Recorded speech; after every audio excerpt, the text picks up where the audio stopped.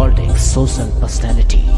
आपको श्री गोपाल नारसन का नमस्कार। डिवाइन मिरर हिंदी चैनल में आपका बहुत बहुत स्वागत है। आइए जान लेते हैं आज की कुछ खास चर्चित खबरें।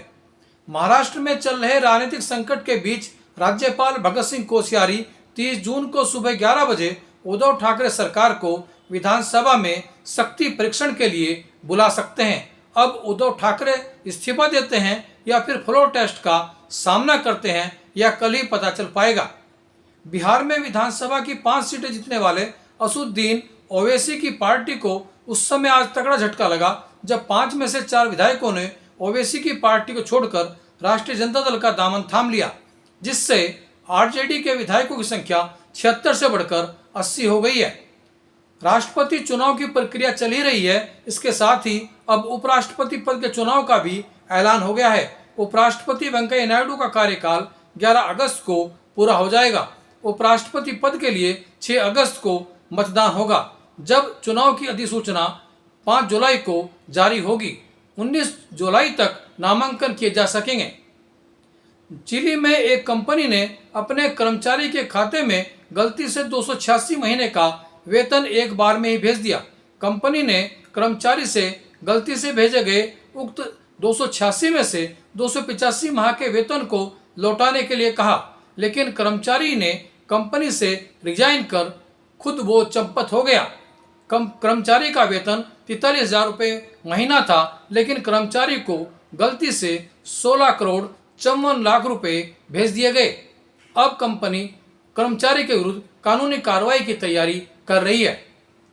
उत्तराखंड में मानसून सीजन में प्राकृतिक आपदा की स्थिति से निपटने के लिए सरकार ने अधिकारियों को अवकाश लेने पर 3 महीने की रोक लगा दी है।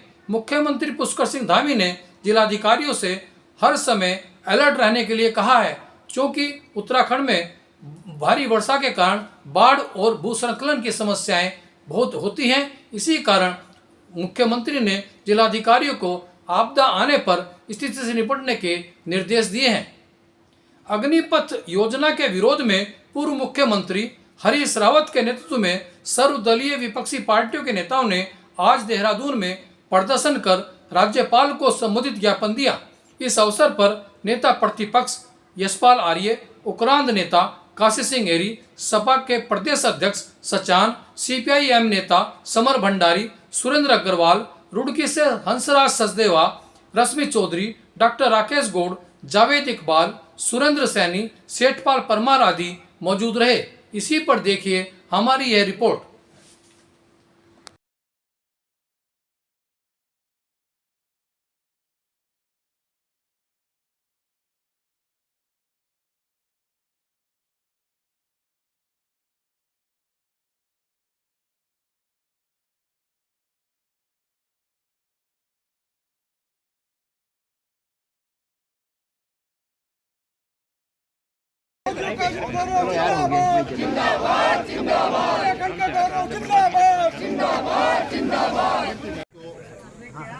आगाह किया है कि देश के नौजवानों के साथ धोखा है, सैन्य परंपराओं पर चोट है, नौजवानों के भविष्य के साथ खिलवाड़ है और इस अग्निपथ योजना को जो सरकार, केंद्र सरकार काला कानून के रूप में नौजवानों पर थोपना चाहती है, उसके विरोध में आज हम सब लोग, हमारे सभी दलों के जो वरिष्ठ नेतागण हैं, जिनका उत्तराखंड के निर्माण में योगदान रहा है, सैन्य सेवाओं में जिनकी अहम भूमिका रही है, देश की सेवा में जिन्होंने अपना सर्वोच्च न्यौछावर किया है, आज वो शक्तियाँ यहाँ पर मौजूद हैं।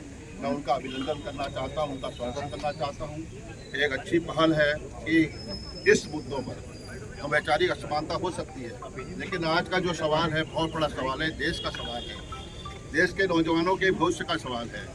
जिस तरह से उनके भविष्य के साथ कुठाराघात किया जा रहा है, मैंने कहा कि सैन्य परंपराओं का अपमान है, सैन्य परंपराओं पर। जब भाजपा के पास 3 कुशल इंजीनियर हैं, सीबीआई, इनकम टैक्स और ईडी, तो कहीं की विरोध पक्ष की सरकार कैसे बचेगी?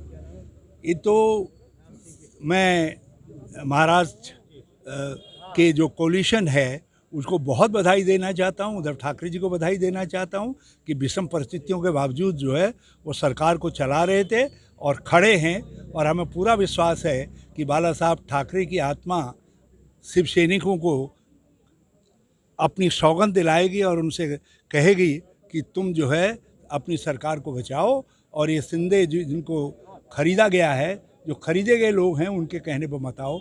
और जो सुनाई दे रहा है कितना सही है गलत है ये तो भाजपा खंडन कर है, लेकिन कहा जा रहा है कि 100 करोड़ की बोली एक विधायक की लगी है।